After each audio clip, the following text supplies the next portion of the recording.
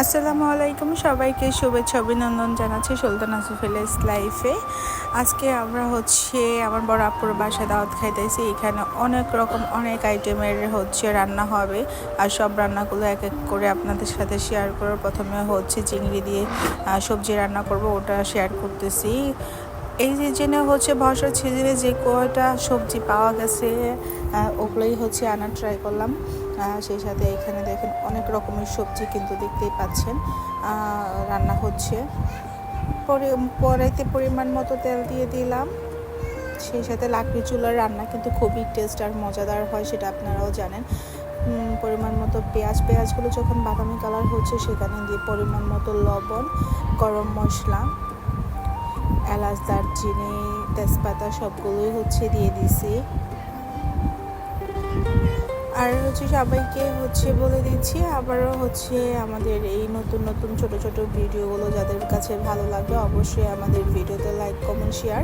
আর YouTube চ্যানেলের নিচে ডেসক্রিপশনে আমাদের ফেসবুকের লিঙ্কটা দেওয়া থাকবে। সবাই কিন্তু ওখান থেকে ঘুরে আসবেন এবং সাবস্ক্রাইব করবেন, ফলো করবেন। সেখানে আদা রসুন বাটা, পরিমাণ মতো মরিচের গুঁড়ো, হলুদের গুঁড়ো, স্বাদ মতো যে যেরকম খান ঝালটা সেই অনুযায়ী দিবেন।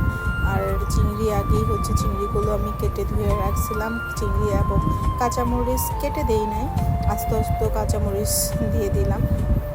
মশলাটা ভালো করে কষিয়ে নিয়েছি। এখন সবজিগুলো এটার মধ্যে সব ধরনের একদম গাজর, বাঁধাকপি, চিচিঙ্গা, বরবটি, আলু, মিষ্টি কুমড়ো সব কিছু দিয়েই একটা সবজি তৈরি করতেছি। আর আপুর রান্নার তো জবাব নেই। আপুর রান্না আমরা সবাই কম বেশি অনেক পছন্দ করি। মশলাটা ভালো করে কষিয়ে নেওয়ার পরে মিষ্টি কুমড়োটা দিলাম। মিষ্টি কুমড়োটা আগে দিলে একদম গলে যাবে, সেই কারণে মিষ্টি কুমড়োটা যখন ওই সবজিগুলো যখন একদম কষানো হয়ে গেছে ঠিক তখন মিষ্টি কুমড়ো দিয়ে ভালো করে কষিয়ে নিয়েছি। এখন লাস্ট পর্যায়ে টমেটোটা এটার সাথে অ্যাড করে দিলাম। আর আমাদের রান্না যদি আপনাদের কাছে ভালো লাগে আপনারা কিন্তু ঘরোয়াভাবে আপনারা ট্রাই করে দেখতেই পারেন। সাথে ম্যাগি নুডলসের মশলা অ্যাড করে দিলাম, ম্যাগি মশলা। অবশ্যই আপনারা কিন্তু এই খাবারটা ঘরে ট্রাই করে দেখবেন। নতুন নতুন ভিডিও পেতে আমাদের ইউটিউব চ্যানেলে চোখ রাখবেন। সাথে ধনিয়া পাতা দিয়ে দিলাম ওপর দিয়ে, যেটা আমাদের সবজি রান্না কিন্তু শেষ পর্যায়ে। যারা এতক্ষণ আমাদের ভিডিওটা দেখেছেন এত ধৈর্য সহকারে সবাইকে কিন্তু ধন্যবাদ জানাচ্ছি। লাস্ট পর্যায়ে এখানে জিরা গুঁড়ো দিয়ে সবজিটা নামাই নিচ্ছি। হয়ে গেল আমাদের সবজি রান্না চিংড়ি দিয়ে।